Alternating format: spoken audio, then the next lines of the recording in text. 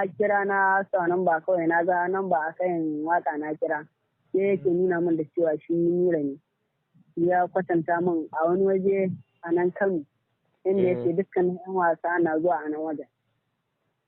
To a lokacin na tashi da yake ni dan Sokoto ne, a lokacin na tashi ranar Alhamis gida ma ba a san wallahi yana abin ga saboda ni karamin yaro ne.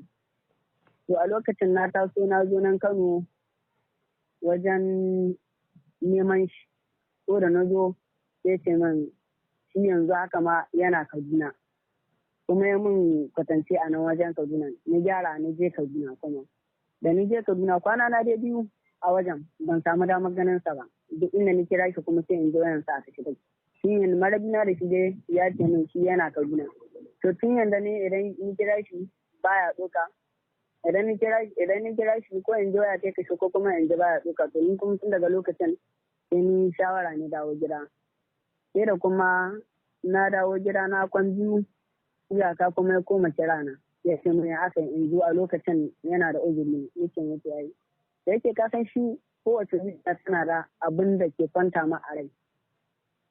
Haka ne. Domin ni gaskiya kaga ba babu wanda Allah ya sako min jarabta ciwon sansa kawar wannan bawan Allah. Ni dan Sokoto ne kuma ina na Abubakar M. Ahmed. Waɗansu ma suna iya kira na da ƙaura M. Inuwa ko kuma su kira ni ƙaura A. Zango.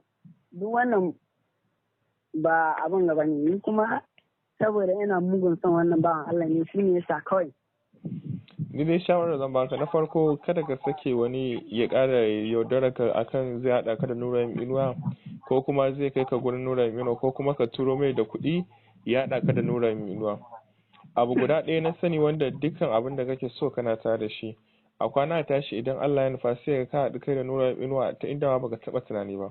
Ka san rayuwa babu inda ba ta kai mutum. To ka yi haƙuri a yadda kake a yanzu, ka tsaya ka yi dai koyi ka san kana son mutum. To idan a wata na Nura M. Inuwa zai iya zuwa garin ku wani taron kuma sai ga lokacin ka ga shi ba tare da ka sha wahala ba. Idan Allah ya ka Kano ta sanadiyar wani abu sai ka nemi ina ne inda asalin shagon studio din Nura M. Inuwa take, ofis ɗinsa. Sai ka je can sai ku haɗu, abu mai sauƙi ne haɗuwarka da Nura M. Inuwa, amma kuma matsalar ka ba a garin kake ba. Shine gari ne wanda yake da nisa, kaga za ka iya zuwa lokacin shi kuma baya nan, tunda ba shi ya sa ma rana ka zo ba. Haka ne?